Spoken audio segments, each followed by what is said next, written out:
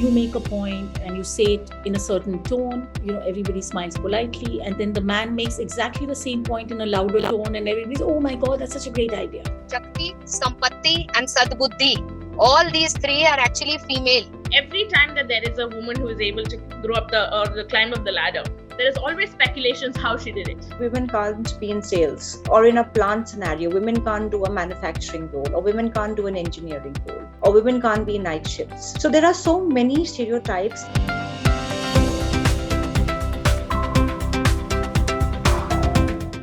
Recent research showed India has the third lowest global representation of women managers, which is just 8% in management roles, 9% in business management roles, and a minuscule 2% in CEO positions. Amid such conditions, some women have broken the corporate class ceiling and made their way into senior leadership positions. To know more about how these women leaders have broken the stereotypes of society and made their way to the leadership position, EDHR World interacted with some senior women leaders of the HR profession.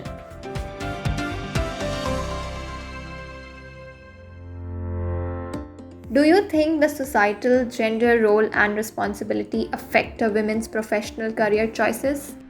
Yes, they do. Women is seen as the prime caregiver. Therefore, what I stated earlier, the struggle between managing work-life balance, which has gone up tremendously because of the COVID situation. Health of people got impacted. Children were at home. Women had to cook, clean, look after kids, look after their parents, and therefore the pressure on them has been immense. And yes, as a society, we still feel this is the first thing that a woman has to do. I got an offer to move to America much earlier on in my career, but my husband was working in Delhi.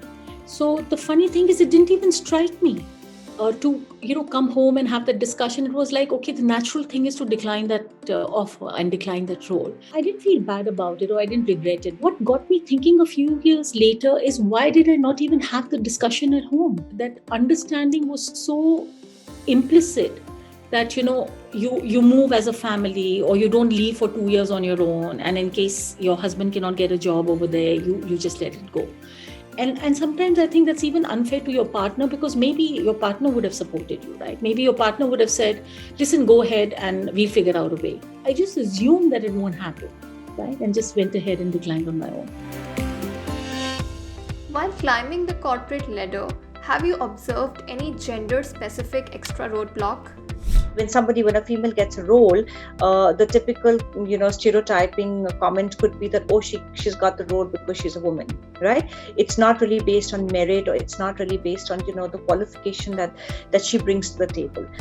There are, yes, I have observed them. I have been in the corporate world for the last 21 years. So yes, I have observed them in multiple ways where certain people feel that women are not meant to work in sales. Women are not meant to work in services.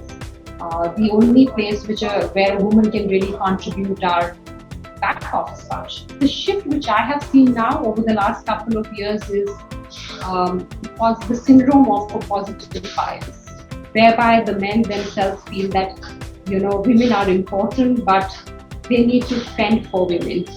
So there is this whole concept of positive bias which has entered the workplace.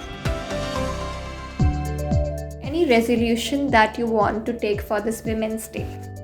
Gender equity, which leads to gender equality, is what I truly want to uphold, where we are being fair to both men and women.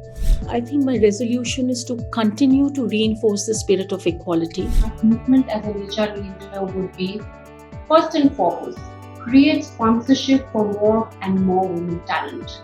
Be an ally to them. In fact, every woman's success should be an inspiration to another. We are strongest when we cheer each other. Challenge my own set of biases and challenge the biases of the others. Provide fair and equitable career opportunities to women, and really give them a culture which would enable them to give their best. Piece of advice for all the future women aspiring to be leaders. We constantly see women underestimating, okay, don't talk about it's like bragging or it's showing off. But I think how you say it is important, but one must go ahead and make visible your own talent and your own work with the right dose of humility. There is balance in personal life, there is balance in family life, and equally, meeting the demands of the organization. Sometimes you need to give more attention to one part, and sometimes you need to give attention to the other. Move out of your comfort zone. Really challenge yourselves. Work hard and grab every opportunity as a learning opportunity. Secondly, believe in yourselves. Be confident, be positive, and really stop trying to be a superwoman. It is absolutely okay not to be perfect in all spheres of life.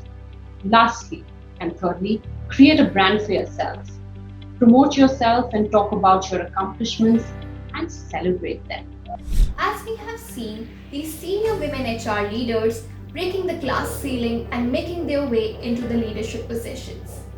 But what about thousands of women who dream every day to be a leader? To know more about their aspirations, situations, and perceptions of the future women leaders, we interacted with some of the young and dynamic women HR leaders of different companies. As a young HR professional, what do you think is the current scenario of gender bias at the workplace? First bias is we women have been quoted as caretakers, right? So primarily we are caretakers, okay?